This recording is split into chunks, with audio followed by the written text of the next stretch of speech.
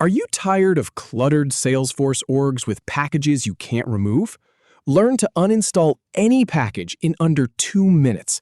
I'll walk you through the exact steps, from the gear icon to the final confirmation. Let's get started. First, click the gear icon in the top right corner to open Quick Settings.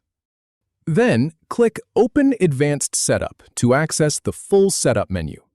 In the Quick Find box, type Installed to filter the setup options. Now, click on Installed Packages from the results.